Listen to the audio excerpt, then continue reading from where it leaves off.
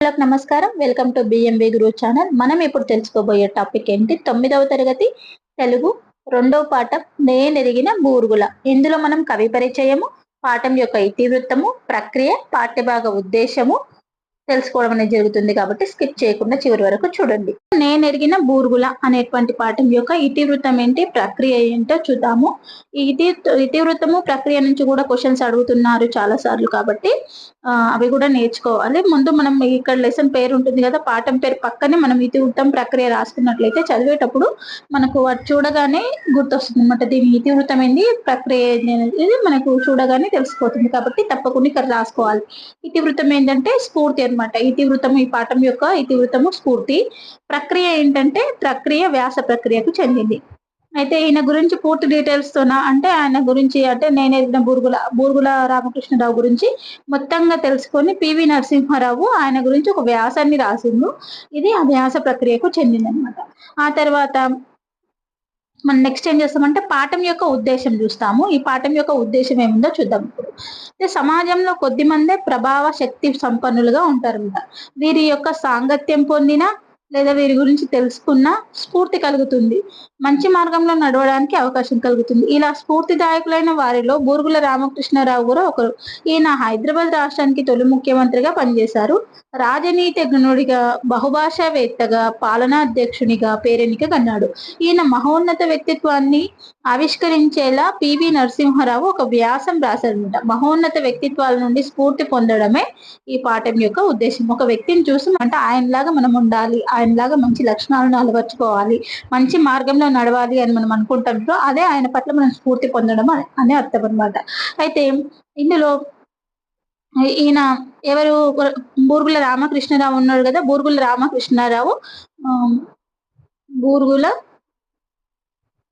రామకృష్ణారావు హైదరాబాద్ రాష్ట్రానికి రాసుకోండి.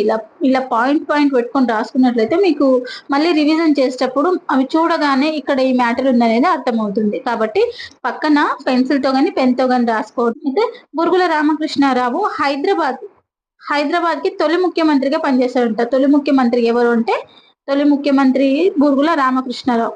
ఈయన హైదరాబాద్ రాష్ట్రానికి తొలి ముఖ్యమంత్రిగా పనిచేశాడు. ఇది గుర్తుపెట్టుకోండి.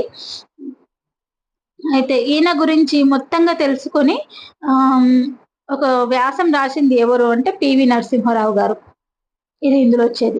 పాఠ్యభాగ వివరాల్లోకి వచ్చినట్టయితే ఈ పాఠం వ్యాస ప్రక్రియకు చెందినది. గొప్పవారి జీవితాన్ని మరియు వారి వ్యక్తిత్వంలోని ఉదాత్తమైన స్ఫూర్తివంతమైన జీవన కోణాలను విశ్లేషిస్తూ, ప్రశంసిస్తూ అభినందించినటువంటిది ఈ వ్యాసము.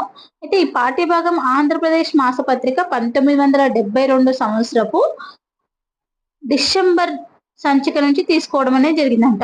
అయితే 1972లోనే మాసపత్రిక ఉంటుంది కదా, ఆ మాసపత్రికలో డిసెంబర్ సంచిక అంట. మాసపత్రిక డిసెంబర్ సంచికలో రాయబడినటువంటిదే ఈ వ్యాసము. అక్కడి నుంచి దీన్ని తీసుకోవడం అనేది జరిగింది ఈ పాఠం. ఓకే, నెక్స్ట్ రచయిత పరిచయం అనమాట. రచయిత పరిచయం గురించి ఇప్పుడు తెలుసుకుందాం. ఇప్పుడు రచయిత పరిచయం చూద్దాం. రచయిత పరిచయం ఏముందో చూసుకుందాం. భారత ప్రధానిగా, బహుభాషావేత్తగా, భారత ఆర్థిక సంస్కరణల పితామహులుగా పేరొందిన పివి పూర్తి పేరు ఏం పేరంటే పాములపర్తి వెంకట నరసింహారావు. వరంగల్ రూరల్ జిల్లా నర్సంపేట మండలంలోని లక్నేపల్లి గ్రామంలో ఈయన జన్మించాడు. వరంగల్ దగ్గర భీమదేవరపల్లి మండలంలోని వంగర గ్రామస్తులైనటువంటి రుక్మిణమ్మ రంగారావు గారులకు దత్తపుత్రుడిగా వెళ్ళాడనమాట.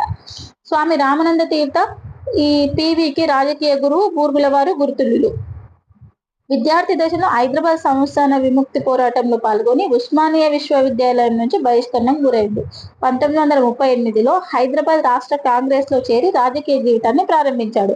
రాష్ట్ర, కేంద్ర ప్రభుత్వాల్లో బహుకాలం మంత్రిగాను మరియు ఆంధ్రప్రదేశ్ ముఖ్యమంత్రిగాను, భారత ప్రధానిగాను విశిష్టమైన సేవలు అందించాడు. చతురతతో యమనికపై ఒక వెలుగు వెలిగిన రాజనీతిజ్ఞుడు ఎవరు అంటే మన పివి నరసింహారావు గారు అనమాట. పాములపర్తి వెంకట నరసింహారావు.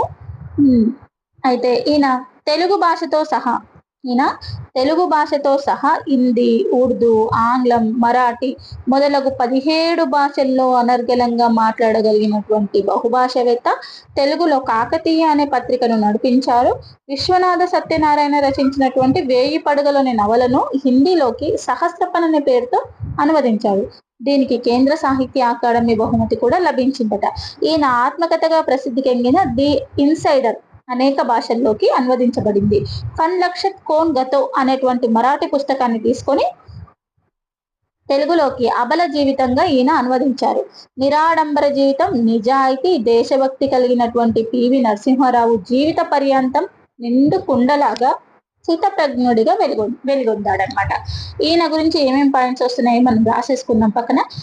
ఖచ్చితంగా మనం పాయింట్ ఇట్లా థియరీ మొత్తం చదువుకుంటూ పోతే మనకు గుర్తుండదు.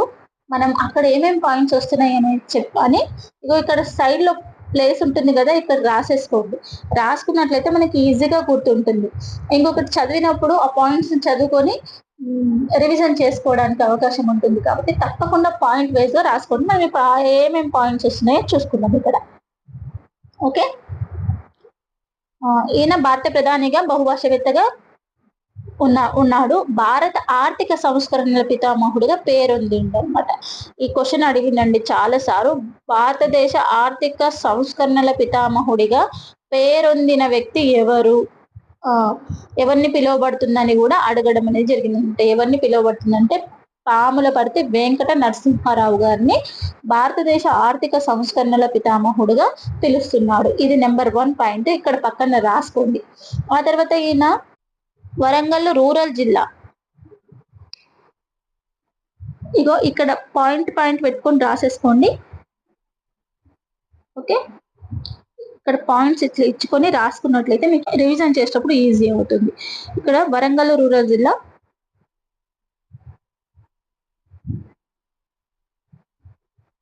వరంగల్ రూరల్ జిల్లా నర్సంపేట మండలం,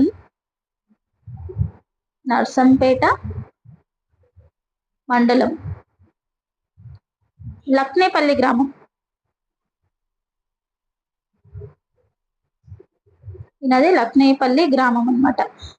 ఇక్కడ వరంగల్ రూరల్ జిల్లా నర్సంపేట మండలము లక్నేపల్లి గ్రామంలో ఈయన జన్మించాడు. జన్మించిన తర్వాత వరంగల్ దగ్గరలో ఉన్నటువంటి భీమదేవర మండలం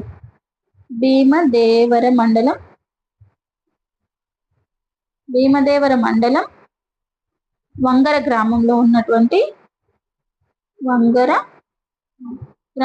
ఉన్నటువంటి రుక్మిణమ్మ, ఏం పేరు ఆమె పేరు? రుక్మిణమ్మ రంగారావు గారులకు దత్తపుత్రుడిగా వెళ్ళాడు. రంగారావులకి ఈయన దత్తపుత్రుడిగా వెళ్ళాడనమాట. ఈయన యొక్క రాజకీయ గురువు ఎవరు అంటే రామానంద తీర్థ స్వామి, రాజకీయ గురువు.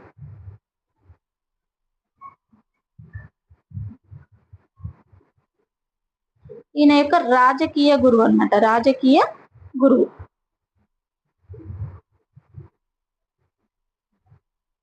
ఈ విధంగా మీరు పాయింట్ రాసుకున్నట్లయితే మీకు చదివేటప్పుడు ఈజీ అవుతుంది, రివిజన్ కి ఈజీ అవుతుంది. కాబట్టి ఇట్లా రాసుకోండి. అయితే ఈయన రాజకీయ గురువు రామానంద తీర్థ మరియు బూర్గుల వారు అనేవారు గురుతుల్యులు. అయితే ఈయన విద్యార్థి దశలోనే హైదరాబాద్ సంస్థానం విముక్తి పోరాటంలో పాల్గొని హైదరాబాద్ సంస్థాన విముక్తి పోరాటంలో పాల్గొని ఉస్మానియా విశ్వవిద్యాలయం నుంచి బహిష్కరణకు గురైందనమాట.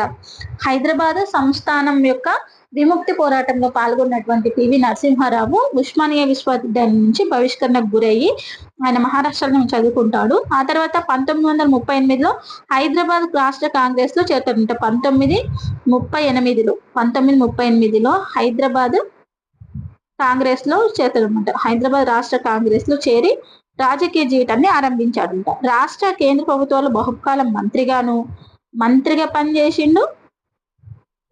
మరియు ఏపీ ఆంధ్రప్రదేశ్ యొక్క ముఖ్యమంత్రిగా సీఎం గా కూడా ఈయన పనిచేయడం అనేది జరిగింది. అయితే భారత ప్రధానిగా కూడా పనిచేశాడు అనమాట. భారత ప్రధానిగా కూడా బహుకాలం పనిచేయడం అనేది జరిగింది. చతురతతో భారతీయ రాజకీయ యువనికపై ఒక వెలిగినటువంటి రాజనీతిజ్ఞుడు. అయితే ఈయన ఒక తెలుగులోనే కాదు, హిందీ, ఉర్దూ, ఆంగ్లం, మరాఠీ మొదలగు 17 భాషల్లోను, మొత్తం ఎన్ని భాషల్లో అంటే 17 భాషల్లోనూ అనర్గళంగా మాట్లాడిన బహుభాషావేత్త. 17 భాషల్లో మాట్లాడినటువంటి బహుభాషావేత్త అన్నమాట. బహుభాష అంటే ఎక్కువ భాషలు మాట్లాడగలిగినటువంటి వేత్త. బహుభాషావేత్త. 17 భాషల్లో ఎన్ని భాషల్లో మాట్లాడగలిగేవారని కూడా క్వెషన్ అడగడానికి అవకాశం ఉంది కాబట్టి 17 భాషల్లో అన్నమాట. ఈయన కాకతీయ పత్రికను నడిపించాడు. కాకతీయ నరసింహారావు కాకతీయ పత్రికను కూడా నడిపించాడు. హిందీలో అయితే విశ్వనాథ సత్యనారాయణ రాసినటువంటి విశ్వనాథ సత్యనారాయణ రాసినటువంటి వేయి పడగలు అనేది ఉంది కదా, వేయి పడగలు అనేటువంటి తెలుగులో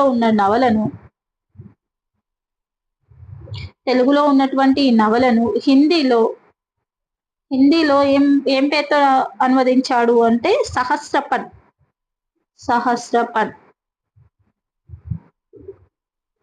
సహస్రపన్ పేరుతోనే హిందీలోకి అనువదించడం జరిగింది. ఇంకొకటి ఫన్ లక్షత్ కోన్ గతో అనేటువంటి మరాఠీ పుస్తకాన్ని ఫన్ లక్షత్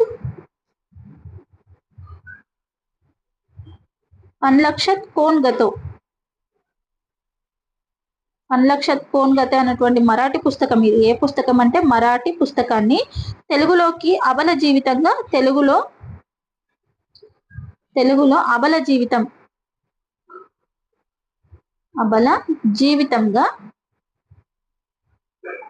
పేరు పెట్టి తెలుగులోకి అనువదించడం జరిగింది. ఎవరు అంటే మన పివి నరసింహారావు. ఫన్లక్షత్ కోన్ గతో అనేటువంటి మరాఠీ పుస్తకాన్ని తెలుగులో అబల జీవితం అనేటువంటి పేరుతో ఈయన అనువదించడం అనేది జరిగింది.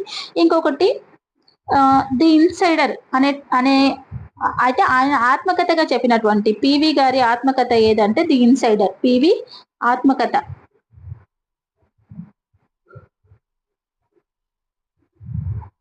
పివి యొక్క ఆత్మకథ ఏంటంటే ది ఇన్సైడర్. లోపలి మనిషి అని అర్థం ఉంది. ది ఇన్సైడర్ దీని లోపలి మనిషి, ఇందులో లేదు రాసుకోండి, మనిషి అని అర్థం అనమాట. ది ఇన్సైడర్ అనేది అనేక భాషల్లోకి అనువదించబడింది అనమాట.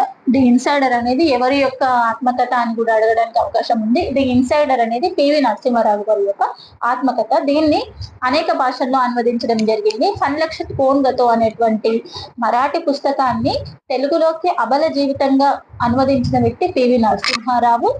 అయితే విశ్వనాథ సత్యనారాయణ రాసినటువంటి వేయి పడగలు అనేటువంటి నవలను హిందీలో సహస్రపన్ పేరుతో అనువదించడం జరిగింది పివి నరసింహారావు గారు. మరియు ఈయన 17 భాషల్లో అనర్గళంగా మాట్లాడగలిగినటువంటి బహుభాషావేత్త ఈయన గురించి అనమాట. ఇది విశ్వనాథ వేయి పడగలు రాసింది ఎవరు అంటే విశ్వనాథ సత్యనారాయణ. దాన్ని హిందీలోకి అనువదించిన వ్యక్తి ఎవరు అంటే పివి నరసింహారావు. ఈ విధంగా గుర్తించుకోండి. నిరాడంబరమైన జీవితం, నిజాయితీ, దేశభక్తి కలిగినటువంటి పివి నరసింహారావు జీవిత పర్యంతం ఒక నిండు కుండలాగా సాగిందట.